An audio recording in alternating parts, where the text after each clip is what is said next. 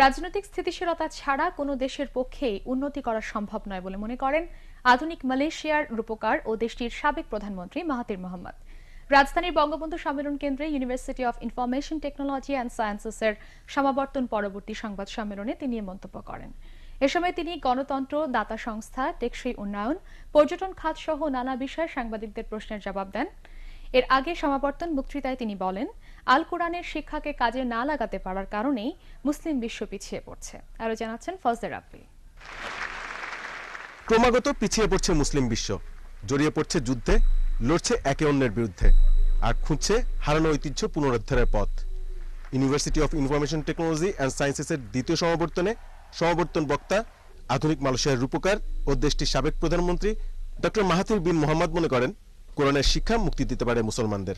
The Muslim began to regress because they have no capacity to protect themselves, to defend their religion.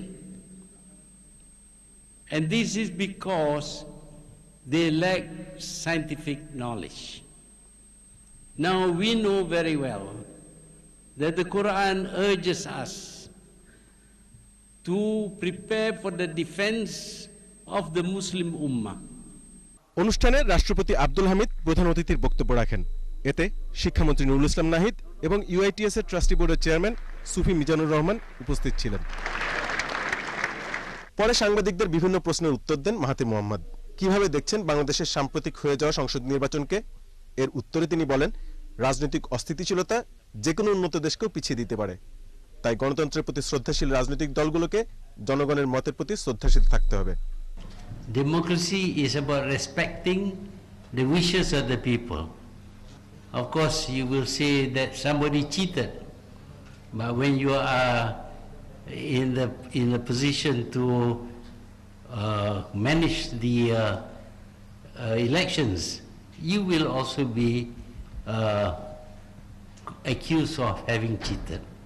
When President Bush was contesting against, I think it was Al Gore, he didn't actually win, but the court said he won. But the American people accepted that. মিশরের মতো pyramid নেই তেমন প্রাকৃতিক সৌন্দর্যের ভান্ডার। তারপরও মালয়েশিয়ার দ্বিতীয় বৃহত্তম রোজগারের খাত পর্যটন। কিভাবে? It is a duty of government to ensure that tourists are received and well received, that they don't get cheated or bashed on the head or something like that. এ সময় মাহাথির বলেন, দাতা সংস্থার পরামর্শ নয়, বরং উন্নয়নের ক্ষেত্রে নিজেদের চাহিদা অনুযায়ী প্রকল্প তৈরি ও বাস্তবায়ন করা জরুরি। The advice comes from them.